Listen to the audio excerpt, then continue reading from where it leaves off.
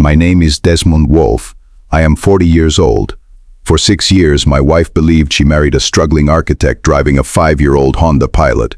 What she did not know is that my family built one of the largest real estate companies on Florida's Gulf Coast, and that I let her believe otherwise the entire time. 3 weeks ago, I intercepted a text meant for her from a man I had never met, walked to my own front door, and paid that stranger cash to disappear for one night, while I quietly discovered exactly what my wife had been hiding from me.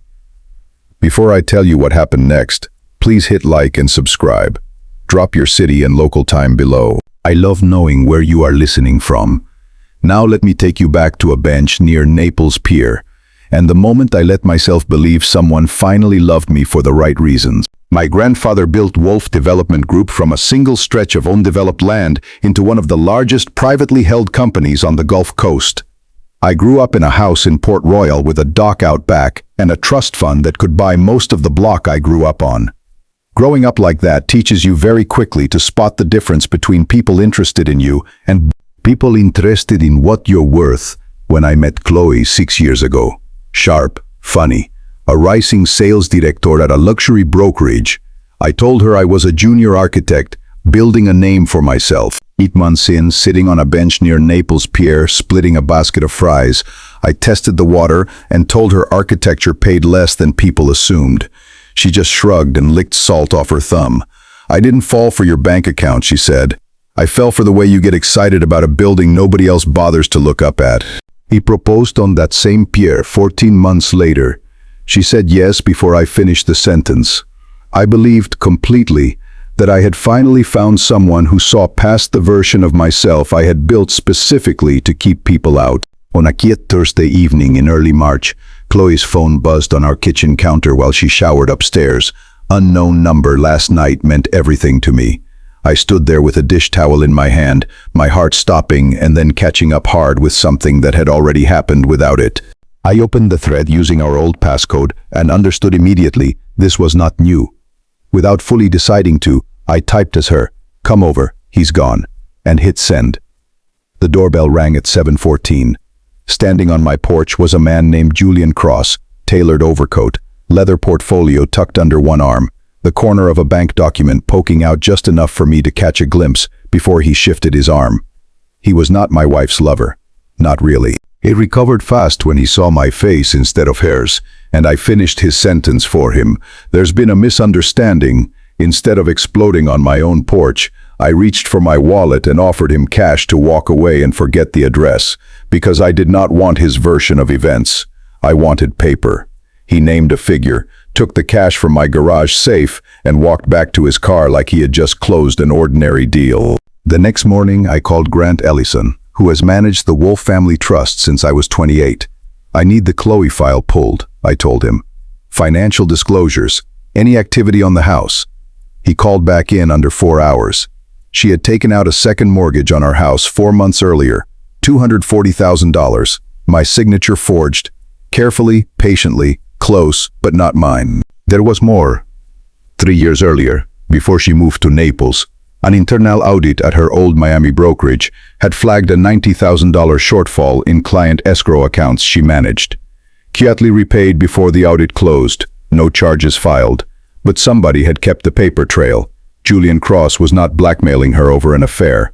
The affair was simply the delivery system. He was blackmailing her over embezzlement, using details she had confessed herself during what was once just pillow talk, before it became leverage. 11 months of wire transfers followed, just under $310,000 funneled to an LLC registered under his name. She thought she was bleeding a struggling architect dry to protect a career worth maybe $180,000 a year. She had no idea she was quietly stealing from a trust that cleared more than that most weeks. He met my old college roommate Ray Sutton for coffee 2 days later. One of the only people who had known about the Wolf money since before Chloe ever existed in my life. I told him everything. "Are you going to ruin her?" he asked. "I'm going to make sure she never gets the chance to do this to someone who actually can't afford it," I told him. I wish this had gone differently.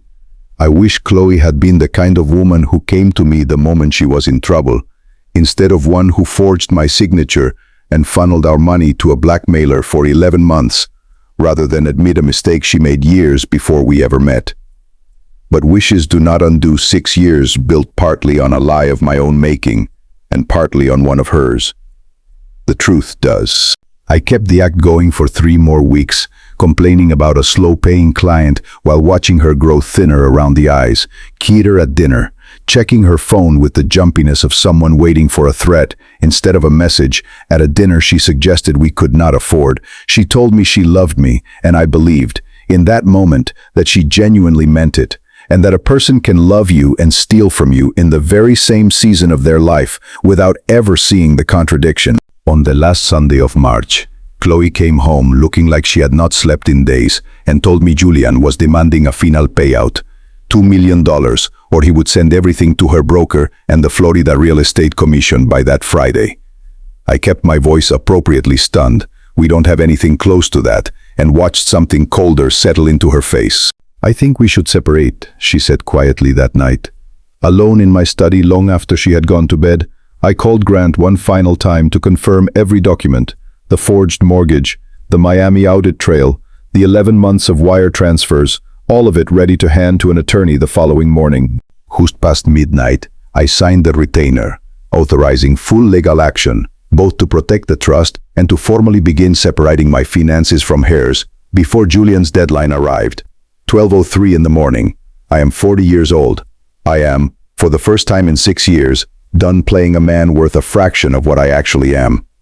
Across the hall, Chloe was almost certainly still awake, calculating how to ask a struggling architect for $2 million he had convinced her he did not have. The next morning I told Chloe the truth, all of it.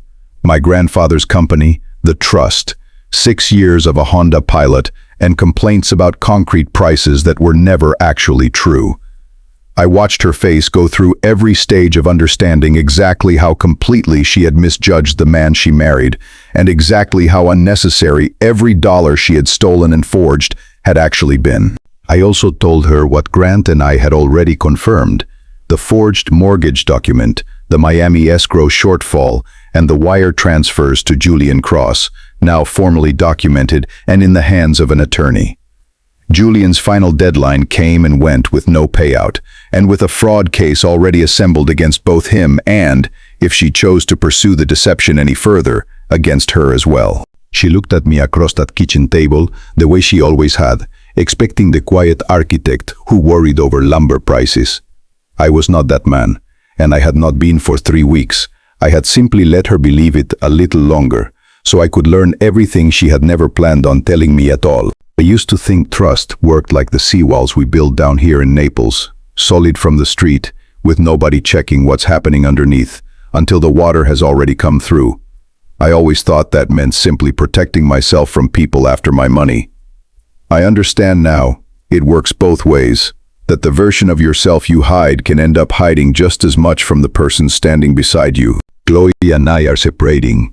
The forged mortgage and Miami escrow evidence now part of the formal proceedings. Julian Cross, once his leverage collapsed, disappeared from Naples entirely. As for me, I still have the Honda Pilot parked in the driveway, and I have not yet decided if I am ready to stop driving it. I think about that bench near the pier every time I walk past it now, and I think the version of us she said she loved was never real to begin with. On either side of that conversation, if you have ever discovered that the person closest to you was carrying a secret as large as your own, I want to hear your story. Tell me in the comments. And if this one moved you, subscribe to Dad's Revenge Tales. There is more where this came from.